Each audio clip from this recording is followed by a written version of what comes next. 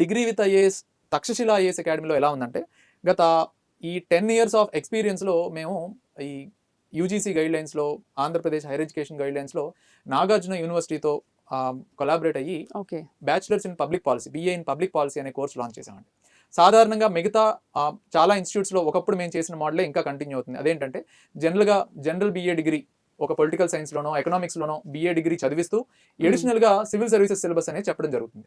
So దానిలో నేను గమనించింది ఏంటంటే రెండూ బ్యాలెన్స్ చేయడం అనేది కష్టం అవుతుంది. ఎందుకంటే ఈ BA పొలిటికల్ సైన్స్ ఆర్ ఎకనామిక్స్లో 1 or 2 సబ్జెక్ట్సే ఉంటాయి. అందులోనూ సివిల్స్కి ఉపయోగపడే కంటెంట్ ఒక 50% ఉంటుంది. మిగతా టైం మొత్తం అంతా కేవలం డిగ్రీ యొక్క ఎలిజిబిలిటీ కోసమే చదవాలి.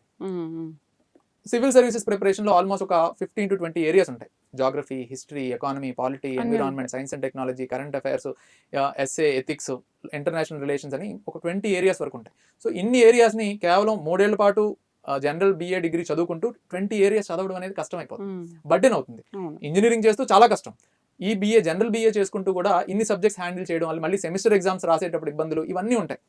సో వీటన్నిటిని దృష్టిలో పెట్టుకొని పిల్లలకి ఆ టైంని ప్రాపర్గా యూటిలైజ్ అయ్యేటట్టు తక్షశిల ఐఏఎస్ అకాడమీ కరికులం ఎలా డిజైన్ చేశారంటే ఈ 20 సబ్జెక్టులు కూడా డిగ్రీలోనే ఉంటాయి. ఈ bachelors in public policy BA public పాలసీలో సివిల్స్లో ఉండే 100% సిలబస్ వాళ్ళు డిగ్రీలోనే చదువుతారు.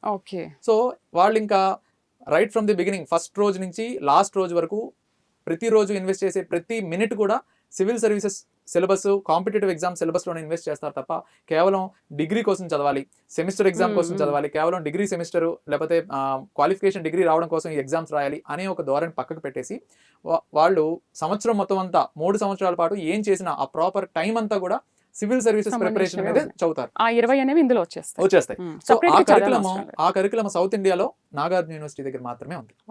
సో దానివల్ల బెనిఫిట్స్ పిల్లలకి ఏంటంటే ప్రాపర్ టైం ఉంటుంది. డిగ్రీ కోసం ఇంక సెపరేట్ గా ఏం చదవక్కర్లేదు, ఇవే చదువుతారు. సో మిగిలిన టైం అంతా బర్డెన్ ఉండదు. 3-4 సార్లు ఈ సివిల్ సర్వీసెస్ సిలబస్ ని 3 to 4 times రివైజ్ చేయడానికి టైం దొరుకుతుంది. స్కిల్ డెవలప్మెంట్ యాక్టివిటీస్ జరుగుతాయి.